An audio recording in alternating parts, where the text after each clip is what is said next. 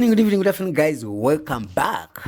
My name is Powers, and I'm here to unlock, to open, to create the doors for those who are quiet, for those who can talk. Let's use our voices, let's use our energy, the talents we have, the platforms that are created to open the eyes of those who are locked, actually, to unleash the beast. There is a beast that's trying to enter and trying to crawl into Africa, and that's actually Ethiopia. Ethiopia right now is doing wrong by invading and destroying the peace of different countries.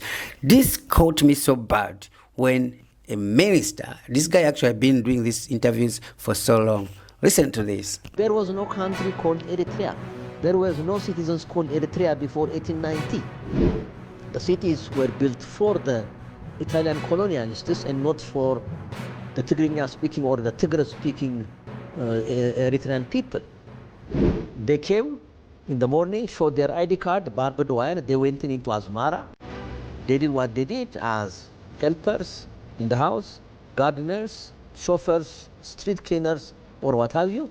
And in the evening, all of those, our brothers in Eritrea, they left. So when I heard that, I was like, bro, is this serious? Somebody grown up like this can start saying there was no a country called Eritrea before 1991. What were you fighting by then? And how do you start to say that somebody, they came up as a cleaners and the tribe coming in and cleaning stuff like this? Like, this is the controversy. These are the thing that I want people to stop underestimate people, stop underestimate countries. And you like, there was no country called Eritrea. Like, really? Seriously? It was 1991. And it was a 30-year war, fighting with who? Kenya, Tanzania. So you are fighting with a country called Eritrea so that they can gain their independence. But in this video, I'm hosting one of my brothers from outside. Like I told you, I'll be hosting so many people to give their own opinion. I'm asking like people who need to answer, and that's why we are going to be making these videos for you to know the truth. If you have any question, guys, you can also go into the comment section and join the conversation in the videos that I upload. Maybe you may be knowing something that I don't know that I've just landed on. But right now, let me make a phone call for my brother here, and we do this discussion. Yo, bro. Yeah, hey. Good morning. Good morning, good morning. It's really nice to have you. It's my pleasure to have you on my video. And I have some few questions that I would like you to clarify. Maybe you know more than I do, and I would like you to explain like what is really going on. You ready? Yeah, I'm ready now. Yeah, thank you. It's my pleasure. So my question is, and my topic of my video was, remember the video that I told you about when the minister from, I think it was an ambassador from Ethiopia, trying to say there was no country called Eritrea before? Yeah, I heard him actually. I heard him also speaking, and then just bluff. And I was not. I think many of us were laughing because he was just explaining or manifesting his ignorance actually. Because there hasn't been any country called what it is called today. Everything starts from existence and from none. Especially when we are talking about nations, a country. So, just like he said, he doesn't understand. He's meaning that Ethiopia has been there since the beginning of the planet. Does he mean that? There was no a country called Ethiopia. There was no country called Eritrea, but there was a place where there exists Eritrea today. There was a territory. Yes. Countries may change name, like Zanzibar changed its name. Yeah. And we have different names actually. So he's showing his ignorance. So just childish politics going on in Ethiopia. That's what I can say. So that's why I was trying to explain to people. But back in days, there was no countries, not after the colonialism.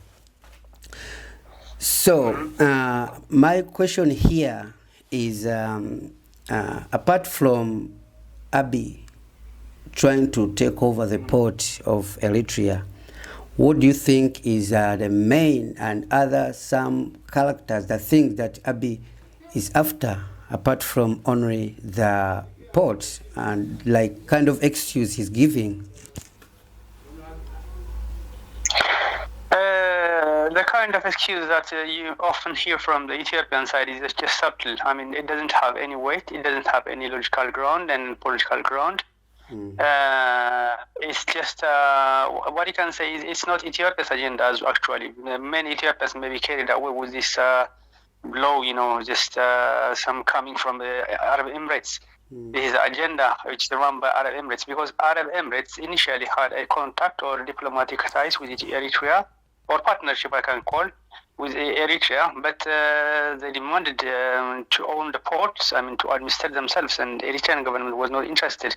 So they have been ousted from Eritrea. So indirectly now he's using Ethiopia as a proxy, Ethiopia as a proxy, and the port or whatever say, because Ethiopia has been using different ports, and for the population size, aerial size, all these things are not logical ground. It doesn't have any logical ground and any legal support as well. So they have been using, with this batch number, with this same size, they have been using Djibouti, and actually Eritrea hasn't denied access to the port, even free, just like the Eritreans do. Just like we use, for example, if any Eritrean investor inside Eritrea, he has some legal and administrative fees and charges that he has to pay to the government. That's the same amount Ethiopia has demanded to pay. So indirectly, Eritrea didn't want to deny Ethiopia from that access like its own. But Ethiopia doesn't want it. Why? Ethiopia doesn't want to entertain these benefits because Ethiopia is demanded, and it's a paid state by other foreigners from far abroad, far away, mainly America, United States, mainly for many, many years, or almost a century. And now United Arab Emirates, a mediator or go-between for the United States, is dancing like a mad dog in the region. So United Arab Emirates is sponsoring and funding a lot of money. So they are demanding Ethiopia to bring that port to Arab Emirates. So it's not for Ethiopia. Had it been for Ethiopia, Ethiopia hasn't been denied. And Ethiopia had different opportunities as well. So Ethiopia is large size.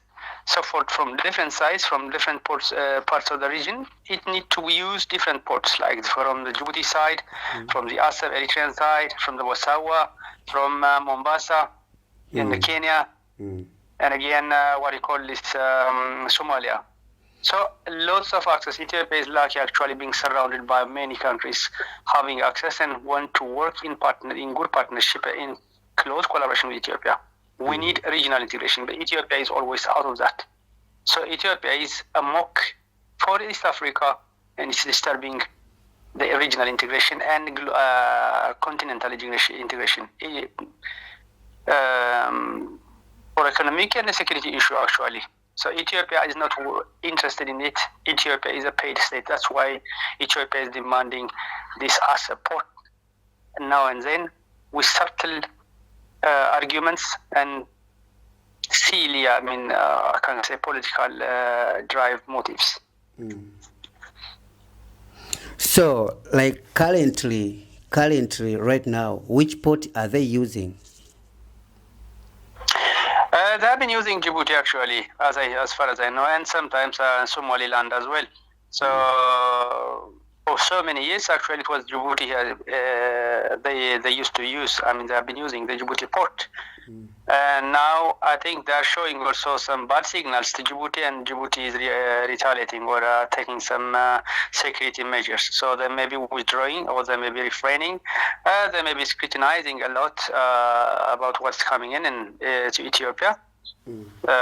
So Ethiopia, I think they have been also trying to make some demographic change.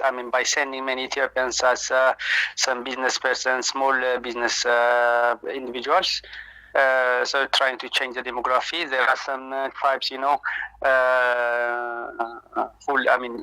live in Djibouti, and Ethiopian nationality and Djibouti nationality actually. Same ethnic groups who live in Djibouti and also some parts in Ethiopia. So having same language and similar culture, Ethiopia tried to infiltrate them and then try to change the demography. So Djibouti is aware of it. So now taking measures. So I don't know now what's going to happen in the future. But Ethiopia has been using Djibouti for many years. But even in the midst of the war, I am one thing you have to remember. You can find the video. Actually, I can find and feed you the video if it is in English. The Prime Minister of Ethiopia at that time, for example, when Ethiopia and Eritrea have been a bloody conflict in 99 between 1998 and 2000, Eritrea hasn't denied Ethiopia from using the seaport, especially for humanitarian aid. I know that, and even after 1991 independence, they still use the port. They still use the port, just free, like we use, like the Eritreans use, like they have been using the previous times, where Eritrea has been annexed by a confederation. By the way, that's just for the sake of the American interest, actually. Still, the same thing is going on. So we can come to that point. When Eritrea was confederated to Eritrea, it was not to Ethiopia. I mean, it was not for the Ethiopia's interest. It was the sake of the United States, for America. Ethiopia has nothing to do with that one. Ethiopia has nothing on the sovereignty of Eritrea. They used to bully, they used to downgrade Eritrea, actually, because that's the interest of Europeans and especially the America. They don't want Africa to develop. Eritrea at that time has developed a political system and developed infrastructure, and then highly developed economic infrastructures, actually, thanks for the Italians, actually. When I say thanks for Italians, I'm not thanking their colony, but they have built it for their own. When they are defeated, they just lived what they have built, But Ethiopia tried to demolish this one. Ethiopia have demolished, UK, United Kingdom started, and Ethiopia finalized it. So Ethiopia downgraded Eritrea to its level, So Ethiopia is working Africa to get impoverished. As I mentioned, actually, it is not a new trend. Actually, it's a long-standing history. Actually, it's in about a century. So Ethiopia is a mocking ground, and now actually it's having trouble within itself. So we need to expose this one. I mean, it's time to expose Ethiopia for the rest of Africa, for the entire Africa, and for the black nations. That's a bluff, Ethiopia being mentioned as the mother of Africa, as the mother of freedom, also that's the bluff, actually. Ethiopia hasn't been free since. Okay. It was a Cold War, we can say at least. All right, bro. So what I mean, this is the agenda, huh? The question I was going to ask you, because I wanted to remove that habit of saying that Eritrea is never a country. Eritrea was a land of Ethiopia. It was given to them. It was done by them. Why do you think that Ethiopians have that in mind, that they've been owning that land for years, and it's time for them to expand and claim it before we go into the port issue and stuff like that? The ordinary people, many ordinary people, if you ask, actually, I don't think they have that interest. Many are very kind and innocent. They can understand that one, the majority, the ordinary I'm talking about. But the elites, actually, being elite or being literate in Ethiopia, I think is being ignorance. When they become educated, they immediately serve foreign interest, the Western interest. So the educated ones, they have the history, they know the history, but why they try to claim is just running the agenda of the Western or other foreigners. They are paid, So they know the history. Okay. Forget about the last 100 years. They are claiming that Ethiopia existed 3,000 years ago. That's just a joke. Very, very laughable stock. 3,000 years ago, there was a concept called nation. Yes. Just empire territory. And if they are going to talk about that 3,000 years old history, that's archaeology by it's actually not a written document. If they are going to talk about that one, so Ethiopia, we will forget Ethiopia just from the northern part downwards. It considers, the Aksumite Empire, that is a 3,000 years long history they claim, is from some part of Tigray, just the northern tip, the whole Eritrea, part of Sudan, part of Yemen, Saudi Arabia, and southern Yemen. These are the territories that are within the Aksumite Empire, actually. So when we call it as an empire, as a nation, crossing the sea, that's a very, very large geological landmark. It can't be called a nation. It can't be called a country. It's an empire. So that's an empire, Aksumite Empire or kingdom, so that failed. But it's not part of the most part of Ethiopia. And more than 95% of Ethiopia is not in part of that empire, that history. So what they are talking about, we don't know. But when we talk about this one, by the way, mind also that we are not saying also, we are not mentioning that Eritrea is, those Eritreans that are today are heirs of that history. It's not meaning that one. We don't know who used to live in that place, but there is a place called Aksumite Empire, which covers some part of Tigray and the entire Eritrea, large part of Sudan, large part of Saudi Arabia, and then Yemen, southern Yemen. So Ethiopians say no, but they want to deny, they want to disturb because they are running in not Ethiopian interest, that they are running foreign agenda. That's why Ethiopia is in a vicious circle of conflicts within itself and within its neighbors. So when the UK were leaving Eritrea, they gave temporarily, they handed it over to Ethiopia. Yeah, you can't find it, it's open document. You can't find it in the United Nations, documents, how Eritrea has been annexed actually. Not handed over, it's annexation actually. Annexation is just light attachment, a light or loose connect. So Eritrea has been annexed under confederation to Ethiopia. So at that time, when they decide actually the then state of what you call it, foreign affairs, the title, foreign minister, as we mentioned, I don't know, I forgot the name in UK. I mean, how they use in Washington in the US. That time, John Foster Dulles was the one. Or when USA decided the last vote was expected from USA, Ethiopia was begging. Ethiopian emperor was begging to get Eritrea as its sovereign part, but America was not interested. British was not interested. Pakistan was not interested. The only country I remember interested was the Norwegian candidate. So how long was it supposed to end?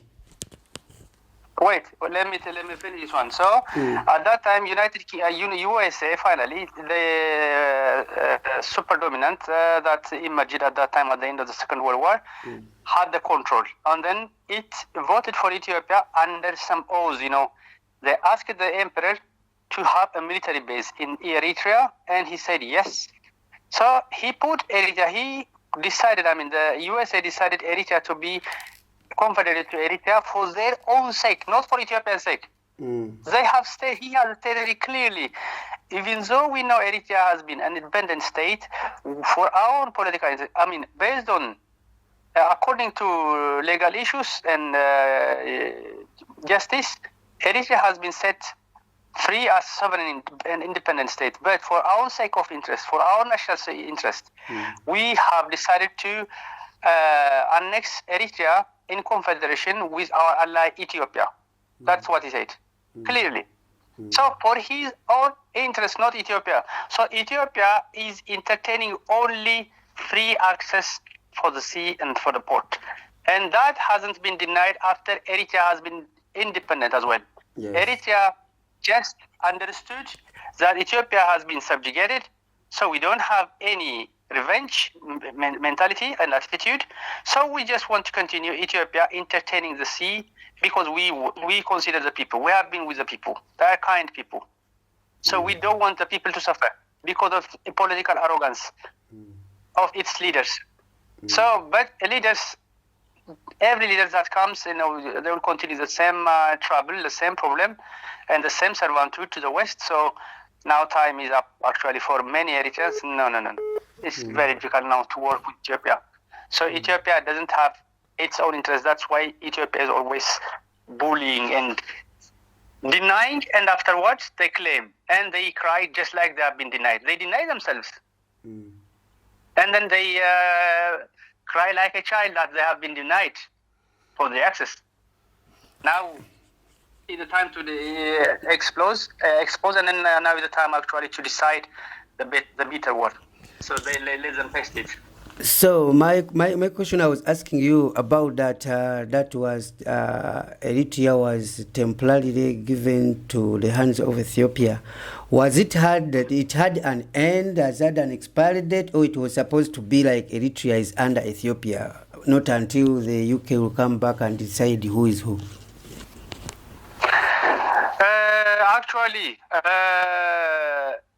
when Eritrea was confederate to Ethiopia, it was for 10 years. 10 years, yeah.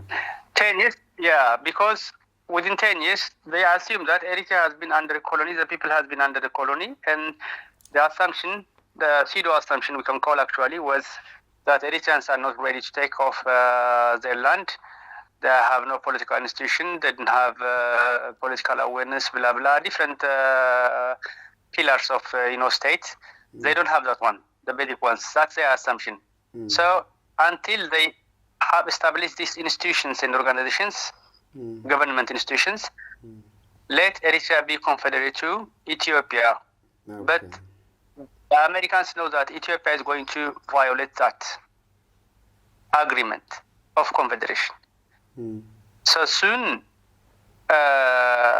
it didn't take long actually. So the emperor at the time, the king, just confederated, blow away. This violated the rule and the agreement, and then annexed Ethiopia, or I can't say. They are not, because the people hasn't been integrated, so they just annexed Ethiopia, and they just destroyed the system, the institutions, the parliament system, the political systems, and the infrastructures, everything. So they stopped the force the people to not to use its own language. We don't have, our parents, our grandparents didn't understand the Amharic. They have their own language. Assume they have been 70 years under the colony, 500 years under before that. We don't have any strong connection to Ethiopia. So when they violated all this, Americans were in a silence because they are happy at having that region for security purpose. That what you call geopolitically interesting place, Eritrea.